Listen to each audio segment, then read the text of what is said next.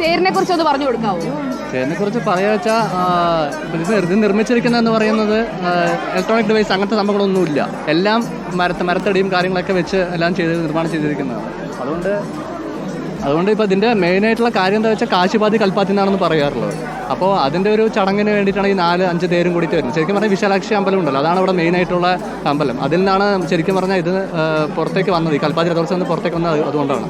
അപ്പോൾ എല്ലാ തേരും കൂടി ഒരുമിച്ച് ചെയ്യുമ്പോഴാണ് അതിൻ്റെ ഒരു ഇത്രയും അമ്പലങ്ങൾ, അതിൻ്റെ 4 അമ്പലങ്ങളും കൂടി ചേരുന്നതാണ് കൽപ്പാത്തി രഥോത്സവം. ഒരു ഗ്രാമത്തെ മുഴുവൻ ഉൾക്കൊള്ളുന്ന ഉത്സവം. അതെ, ലോകത്ത് മറ്റൊരിടത്തും ഇതുപോലെ ഇത്രയും ഒരു ചുരുങ്ങിയ സ്ഥലത്തിനിടയിൽ ഇങ്ങനൊരു ഉത്സവം നടക്കുന്നുണ്ടാവില്ല.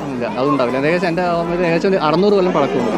600 കൊല്ലം 600 ഇയേഴ്സ് ആണ് ഇതിൻ്റെ ശരിക്കും പറഞ്ഞാൽ. അപ്പം മുതൽ തുടങ്ങിയ ഒരു കാലഘട്ടം തുടങ്ങിയതാണ് ഈ കൽപ്പാത്തി രഥോത്സവം എന്ന് പറയുന്നത്.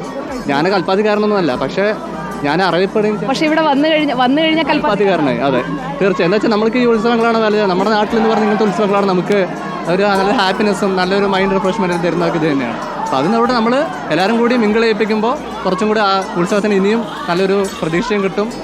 നല്ലോണം കൊണ്ടുപോകാൻ നമുക്കൊരു പോസിറ്റീവ് എനർജിയാണ് ഈ ഒരു ആൾക്കൂട്ടം. അതുപോലെ തന്നെ എല്ലാവരും ഒരു സന്തോഷത്തിലേക്ക് പോകുന്നു.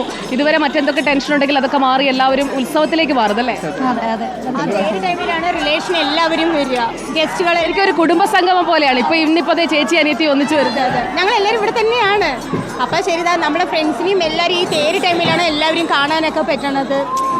ഈ ഒരു വർഷമൊക്കെ ആയി കഴിഞ്ഞു. ഇനി അടുത്ത തേരിന് വരില്ല എന്നാണ് ചോദിക്കുന്നത് അല്ലേ? അല്ല, അടുത്ത തേരില്ല. അപ്പോൾ അതേപോലെ വേറെ ഫ്രണ്ട്സിന് പിന്നെ അതേപോലെ കാണാൻ പറ്റും. ഇനി നമ്മളിനി ഒരു വർഷം പിന്നെയും കാത്തു നിൽക്കണ്ടേ.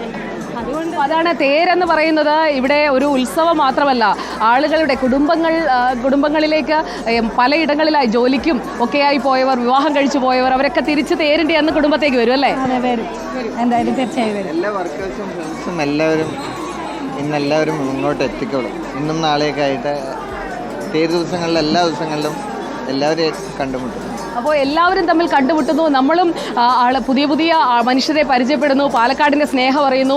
നമ്മൾ ശരിക്കും പറഞ്ഞാൽ 3 മണി മുതൽ ഇവിടെ റിപ്പോർട്ടറിൻ്റെ ഈ ഒരു ദേവരഥ സംഗമം നമ്മൾ തുടങ്ങിയതാണ്. അതിൻ്റെ കൂടെയാണ് ആളുകളെല്ലാം, അതിൻ്റെ കൂടെ നമ്മുടെ കൂടെ തന്നെ ഇങ്ങനെ വന്നുകൊണ്ടേ ഇരിക്കുകയാണ്. ഈ ഒരു വലിയ തിക്കും തിരക്കൊക്കെ കാണുന്നത്. ആ തേരിപ്പോൾ അങ്ങോട്ടേക്ക് ലക്ഷ്മീനാരായണ പെരുമാളിൻ്റെ തേര് അങ്ങോട്ട് നീങ്ങിക്കഴിഞ്ഞു. ഇക്ബാലും മലയമൊക്കെ ഈ ഒരു തിരക്കിനിടയിലാണ്, ഈ തേരിനിടയിലൂടെ ഇങ്ങനെ പോയിക്കൊണ്ടേ ഇരിക്കുകയാണ്. നമ്മുടെ ഈ ഒരു ദേവരഥ സംഗമത്തിനും വലിയ തിക്കും തിരക്കുമാണ് നമ്മൾ കാണുന്നത്. ശരിക്കും പറഞ്ഞാൽ റിപ്പോർട്ടറിൻ്റെ ഈ ഒരു ദേവരഥ സംഗമവും ശരിക്കും തിരക്കിലേക്കായി അല്ലേ? തീർച്ചയായിട്ടും വലിയ തിരക്കാണ്.